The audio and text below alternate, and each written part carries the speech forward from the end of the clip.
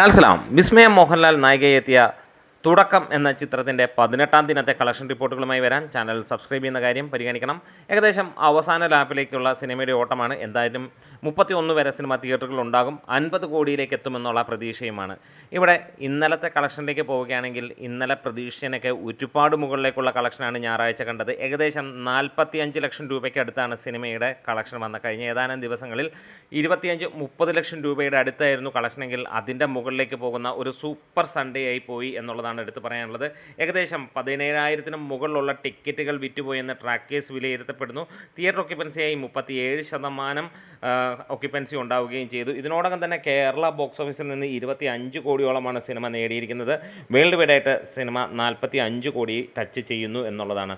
ഫൈനലായി നമ്മൾ എക്സ്പെക്റ്റ് ചെയ്യുന്നു 48-49 കോടി, ഒരു പക്ഷേ കുറച്ചും കൂടെ ലോങ് റൺ കിട്ടുകയാണെങ്കിൽ തീർച്ചയായും 50 കോടിയിലേക്ക് എത്തുമെന്നുള്ളത്. ഇന്നും സിനിമയ്ക്ക് മികച്ച രീതിയിലുള്ള ഒരു കളക്ഷനാണ്. ഇതുവരെ 186 ഷോകളാണ് ട്രാക്ക് ചെയ്ത് ഇരിക്കുന്നത്. ഏകദേശം 6,500ഓളം ടിക്കറ്റുകൾ വിറ്റുപോയി എന്ന് പറയുന്നു. 12 ലക്ഷം രൂപയോളം സിനിമയ്ക്ക് ഇതുവരെ ട്രാക്കിംഗ് ആയിട്ട് വരുന്നു.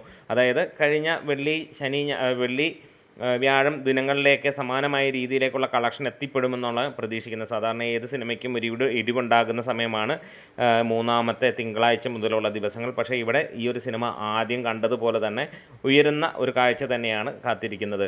എന്തായാലും പ്രേക്ഷകരെ ഏറെ ഇഷ്ടപ്പെടുത്തി വിസ്മയ എന്ന് തന്നെ പറയാം. ഒരു തുടക്കക്കാരിയുടെ ഏറ്റവും മികച്ച ചിത്രങ്ങളിൽ തന്നെ ഇത് എത്തുന്നു. ഒരു ബ്ലോക്ക് ബസ്റ്റർ ഗണത്തിലേക്ക് ഈ ഒരു സിനിമ എത്തി എന്നുള്ളത് നമുക്കറിയാം. വീണ്ടും ഈ ഒരു സിനിമ കാണാത്തവരാണെങ്കിൽ തീർച്ചയായും നിങ്ങൾക്ക് നിങ്ങളുടെ തൊട്ടടുത്തുള്ള തിയേറ്ററുകളിൽ പോയൊന്ന് കാണാം. നല്ല ഒരു ചെറിയ സിനിമ എന്ന് തന്നെ പറയാം. വീഡിയോസ് ഇഷ്ടമായെങ്കിൽ ഒന്ന് സപ്പോർട്ട് ചെയ്ത് തരാം. ലാൽസലാം.